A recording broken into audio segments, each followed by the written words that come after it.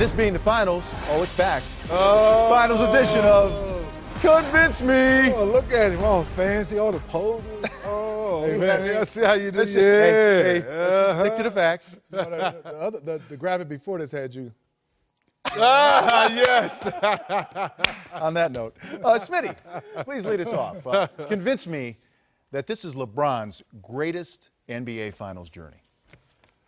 You know, Vince, we were talking about it. I was thinking about the first time when he was a young fella. He took that Cleveland team to the finals. But I think this one, reason why is David Blatt, obviously question mark, never coached in the NBA, new to the NBA, not just a rookie coach, new to the NBA. Then you have Kevin Love integrated into this team. Kyrie Irving, a dynamic point guard, plays with the basketball in his hand. Now you have LeBron James, who's basically the point guard of the team. They had to figure that out. They play one way, a style. Then they changed all that. But I think more importantly, the pressure of him returning back to Cleveland after all the controversy and then getting this team to the finals with no Kevin Love and Kyrie Irving. And like a part-time Kyrie Irving. A part-time. And then you made an in-season trade and all those parts fit. And the reason why is because of LeBron. Pretty incredible. Deezy? The only thing I would add to that, everything he hit right on the page. I don't know how many people could go home the way he went home and all the scrutiny. And then finally, we're getting the basketball player we've always wanted. He's taking people into the torture chamber, into the post, and laughing at them. Where early in his career, he'd get fouled, he'd be crying, come on, ref, give me call. Now LeBron James said, you know what? I'm getting a little older. Yes, I might not be as fast as I used to be, but I'm going to take you in that post. Bazemore, Millsap, power forward, small forward, doesn't make a difference. I'm putting you on my hip, I'm taking you to the basket, and I'm dropping you off. So, yes, this is the most impressive of everything he's done. Absolutely. Greatest journey. Yes. Like 30-year-old LeBron. Or maybe only this LeBron could have done this, taken this team. No question about I know he's the only younger, player in the league. Younger LeBron right. had that confidence. Yeah. There's no other guy that would have chamber. done. That's right. No question. Deezy, for which city is this finals more important? Would it be the city of Oakland? Hey, they won back in 1975. It's been 40 years. Or Cleveland? They won back in never an NBA Finals. I was thinking about it going back and forth. We're talking about the 75 finals, Rick Barry and Butch Beard and all of them was great, and the Oakland A's, San Francisco 49ers, the Oakland Raiders and all that. Let's face it, in Ohio, y'all haven't had a championship win since 64. 64, baseball team, I think. Hands down. Browns beat the Colts. Hands down, Cleveland, Ohio is itching and scratching and salivating and praying to the basketball gods, please, thank you very much. Finally, the Bingo Smiths, all the great names that's ever played for the Cavaliers, no question, the state of Ohio is more intense right now.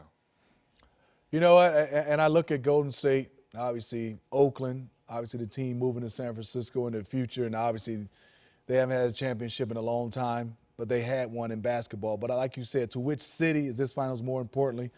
I think Cleveland. You know, having my cousin Ramona Robinson be there, my dad, his family from there, we always talk about the mistake by the lake. Mistake by the lake, that's right. Easy now. I know, Vince, easy now. But I think to Cleveland, that city, this is more important. No, it is. And you know what? There's some folks up there thirsty. They're so thirsty. They just want a little, you know, in your Yes, mouth. please. Just give me a sip.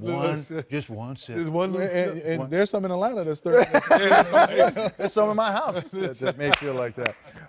Real quick, as we get to the finals now, early X factor in the NBA Finals. You know what? There's a lot of them because these teams have these guys that do the intangibles. But I'm going to go with Shumpert from the Cavaliers. He's going to have to score the basketball.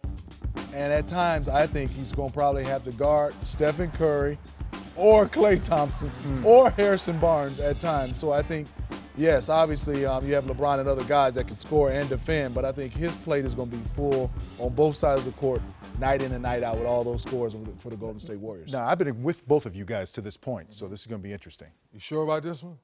Go They call him HB, Harrison Barnes. And obviously the biggest thing on his head right now, how do I try to guard LeBron James? We saw Jimmy Butler force him to shoot his worst percentage, but he still hit the game winner, and he got Cleveland out of that series.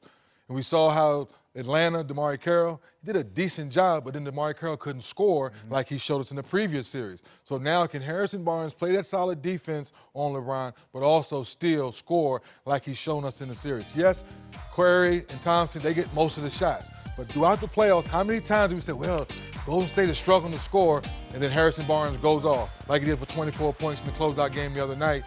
He's going to be the key X factor, in my opinion, because he still has to do those things Smitty was talking about, the intangibles, the rebounding, the extra pass, and making that occasional swing three that's going to be in the corner. Can he do it? Yes, like Smitty said, Iguodala's going to help him out some when he comes in the game, but Harrison Barnes is going to have the steady diet early in the game. Listen, I agree with everything you're saying, but because you said he helped and because they have depth and they have different guys they can throw at LeBron, I got to go with Sean because they may have a plan B and C and D as far as the Warriors are concerned. All right, Dennis, convince me. Dellavedova. It's not really a question. I just say his name. Convince me. They call him Deli. Yeah, Hustle like Deli is what they call him now. They got some song I call Hustle Like Deli. Well, he's a hustler. He's a scrappy guy. He's fighting hard. He's fighting for his life. Think about it. He had to work his way to get on the team by scrapping, playing good defense. And his opportunities now is to come in the game and basically be an irritant. Now, some of the stuff we watch here, some of the stuff is not dirty. Did he come here trying to hurt guys? I don't believe he's tried to hurt guys. Is some of the hustle questionable? Like right here, you grab and you roll over into somebody's leg? There's a question mark there. That this is not rugby, this is basketball. You dive for a ball, you grab the ball, you try to secure it, get to your teammate. Roll into the opposing team, there is a fine line from being hustle and being a little bit dirty. There's no question about it. He's definitely an irritant. I agree 100% with that. just thoughts, Smitty. You know, take away these questionable, dirty plays. If he's my teammate, the way he come out and play, I love him. Give him a hug. Opposing team, Dellavedova. Right. That's the irritant right there. There it is. That's the irritant. Y'all didn't see it because we're in video. But I'm going to have to do that same thing again. That's how we used to settle it, right? I love it. I've been doing all day. What's your old school? Other than the grab and roll, which is borderline to me. Yeah, borderline. I love him. But if he's playing against him, how would you settle it? You Oakley? You give him an Oakley? No, I'm just saying. I love him. I'm playing with him. Just saying. Finally, this. I'm going to leave it there. Finally, this. Smitty, kids at the podium, convince me. Good thing, not a good thing after game. Great thing. Family. I mean, I love it. I mean, Riley. This is not the first kid at the podium. Right. I mean, let's go back in the history of the league, and you talking about Stephen Curry, a wonderful day. I love it. I mean, she is adorable. We talk about family. I love it. How could you not love that face? Come on, what? I love that face. I love every bit of it as well. Jamal Crawford's done it. Blake Griffin's done it. Let's face it, Chris Paul back in the day. Derrick Rose. Derrick Rose, that's adorable. On. So some of the kids are a little more energetic. Some have more personality than others. Some fall asleep. He got on Bulls. Right. Little Cub jersey. Cubs got them all on. He got the Chicago represented, right? Blackhawk shoes on. Oh, he's Chicago right there. Look, we got some more kids too. We got this right here. We got grown kids. I'm telling you, when I look back at this season, this is it. This is it. Yeah, well, you know, I let me tell you something. My kid to work that day. Yeah, but I understand. I do understand for those beat writers or deadlines or trying to get the story right and trying to get the best sound bite, just ask the question again. Understand that, okay, the son, the daughter may be up there with their father. They're enjoying the moment. They're trying to get to the next round and win a championship. Just have a little patience.